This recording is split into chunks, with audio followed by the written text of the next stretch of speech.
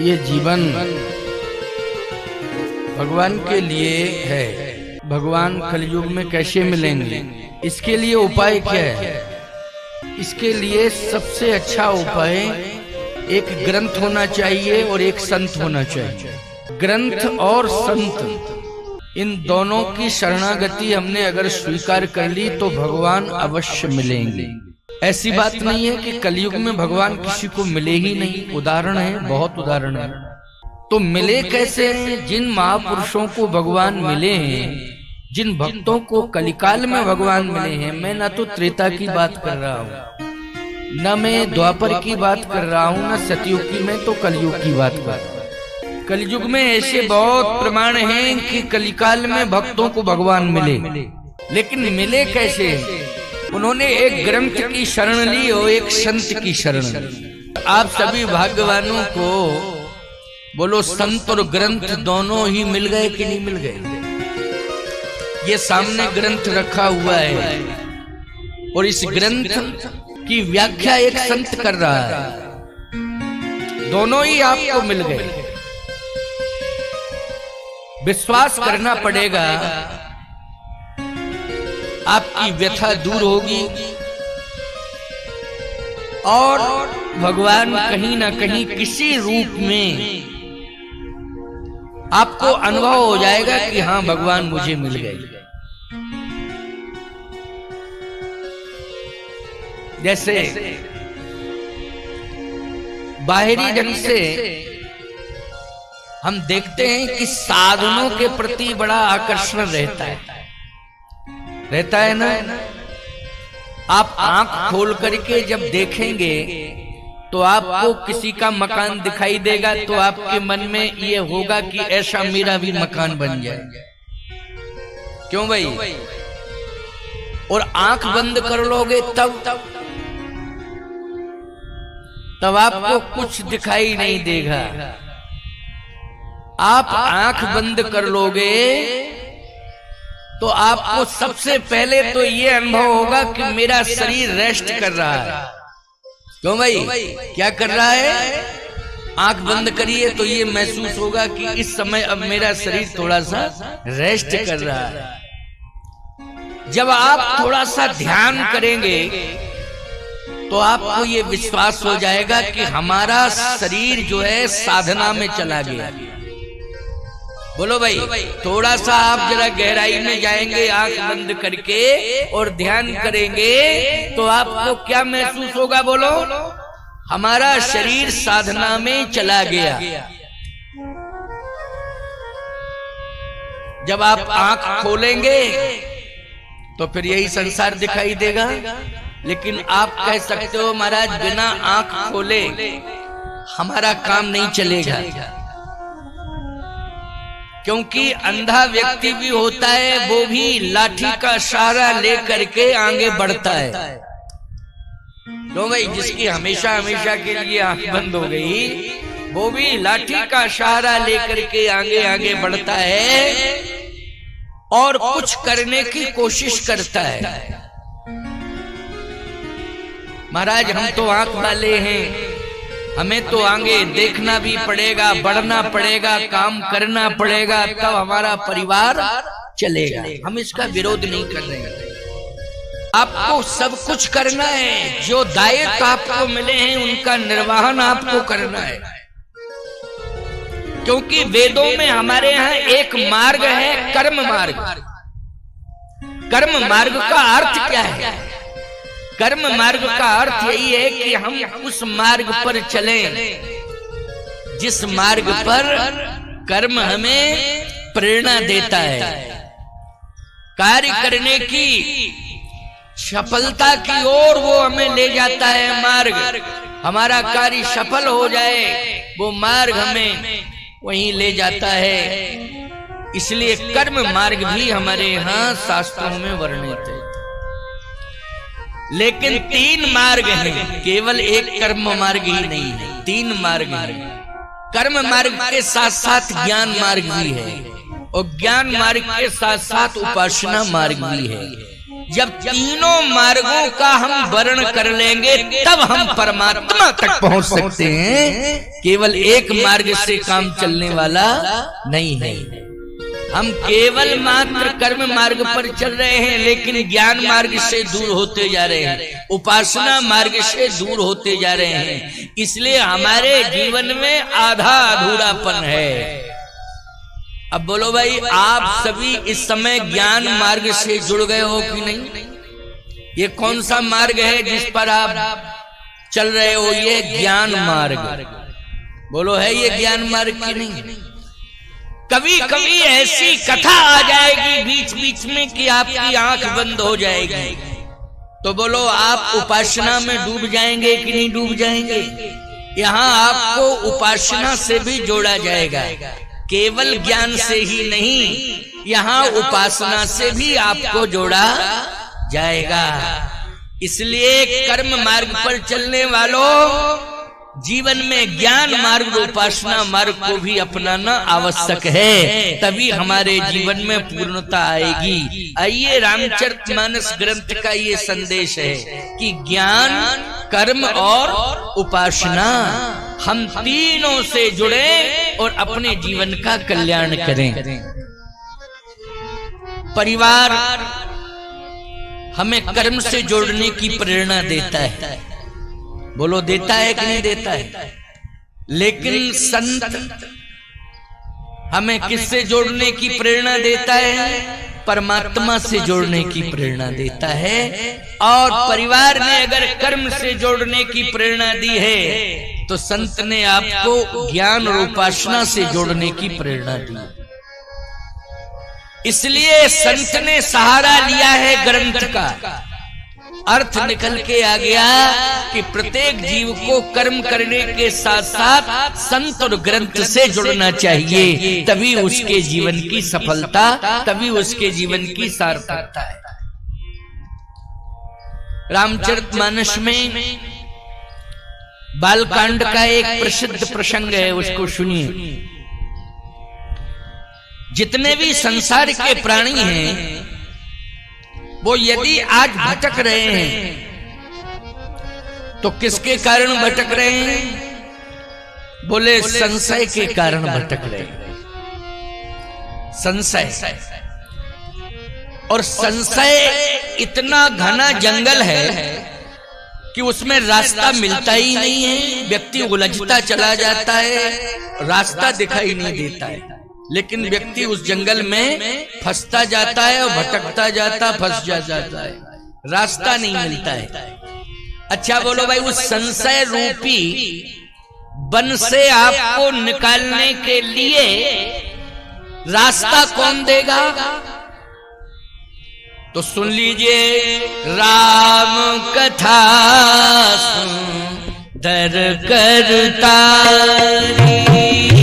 राम कथा सुंदर करता रे, संशय विहंग उड़ावन हारी, संशय विहंग उड़ावन हारी, संशय विहंग उड़ावन हारी, संशय विहंग उड़ावन हारी।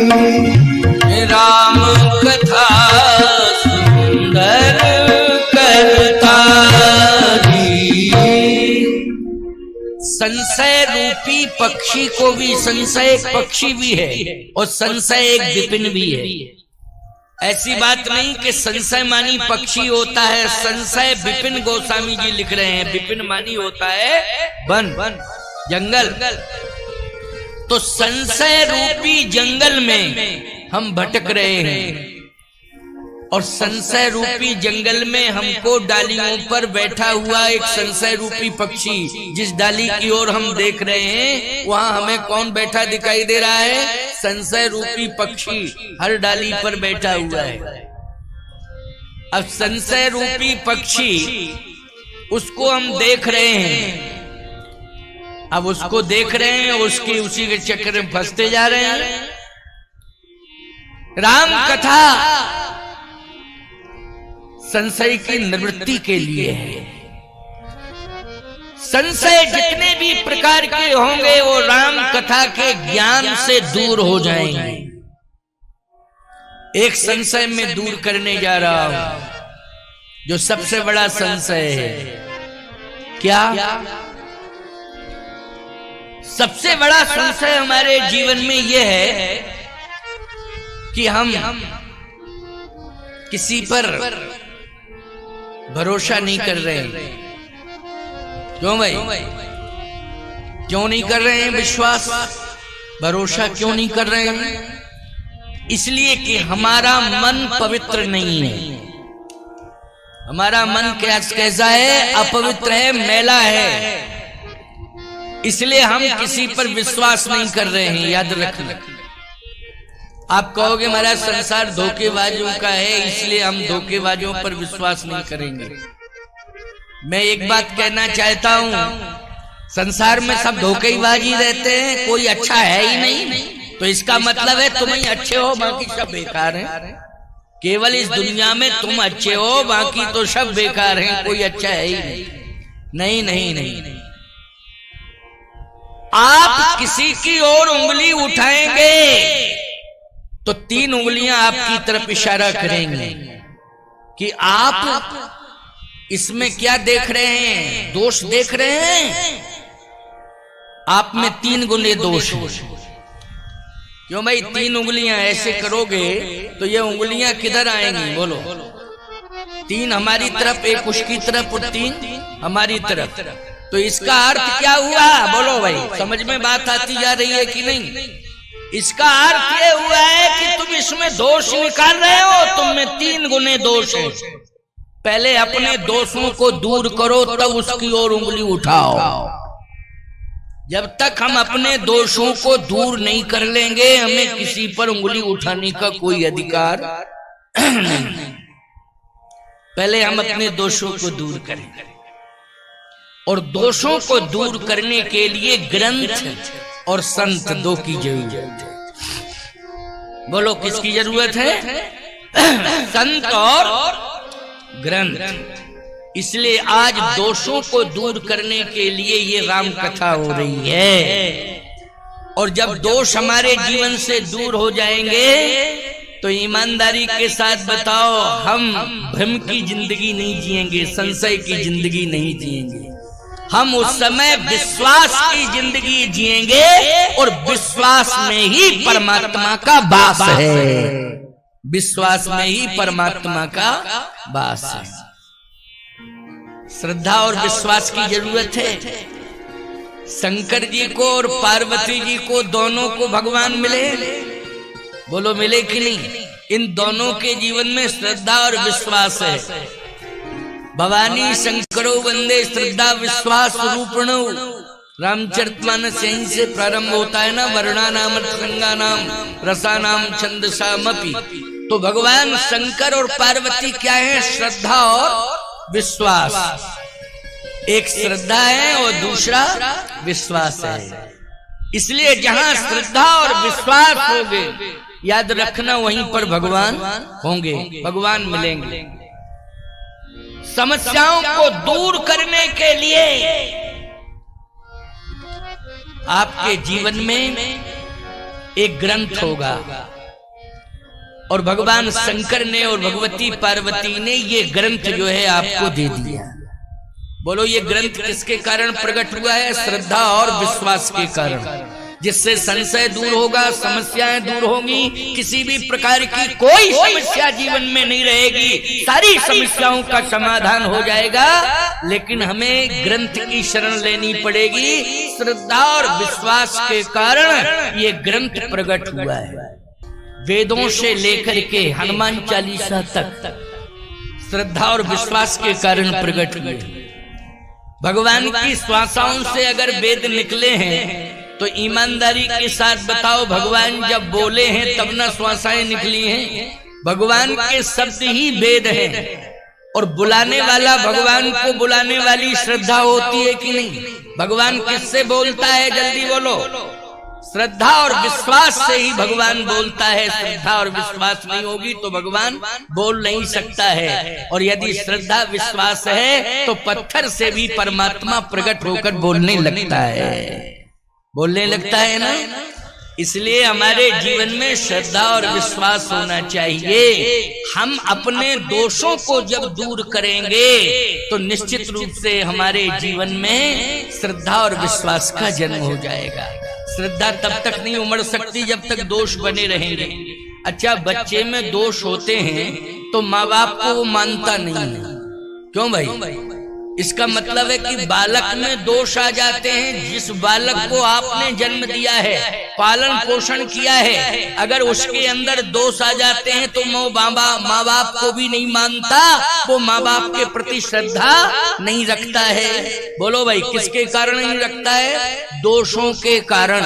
और जब दोष दूर हो जाएंगे तो निश्चित रूप से श्रद्धा का जन्म हो जाएगा, वही समर्पण हो जाएगा। इसलिए हमारे जीवन के दोषों को दूर करने के लिए सबसे पहली पाठशाला बस यही है, याद रखना। कौन सी पाठशाला? ये आध्यात्मिक पाठशाला, जिसमें आप बैठे हैं कौन? ग्रंथ और संत। बोलो भाई, टीचर भी पढ़ाता है तो एक पुस्तक लेता है हाथ में कि नहीं लेता है? अरे भाई, भले ही बंद रखे वो, लेकिन जब जरूरत पड़ती है तो एक आध बार खोल लेता है कि नहीं खोल लेता है? ये ग्रंथ भी बंद ही है। जब जरूरत पड़ेगी तो खोलेंगे, नहीं रखा है, पढ़ा रहे हैं।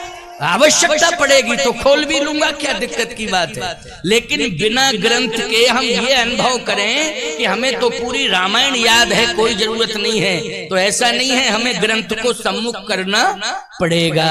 बोलो, करना पड़ेगा कि नहीं? याद रखना, जब अदालत में बहस होती है तो वकील के हाथ में कानून की किताब होती है। बोलो, होती है कि नहीं होती है? कानून की किताब होती है। और जब जज मानने के लिए तैयार नहीं होता है तो वो किताब पेश कर देता है, सर पढ़ लीजिए। बोलो, कहता है कि नहीं? सर एक बार थोड़ा पढ़ लीजिए। बोलो, पढ़ना पड़ता है कि नहीं? और मानना पड़ता है कि नहीं? संविधान को मानना ही पड़ेगा। याद रखना, ये आध्यात्मिक संविधान है, हमारे सामने रखा हुआ है। हमारे दोषों को दूर करने के लिए सबसे बड़ा संविधान है और इसकी व्याख्या हो रही है। आप सुनिए। श्रद्धा और विश्वास की जरूरत है, संशय दूर हो जाए।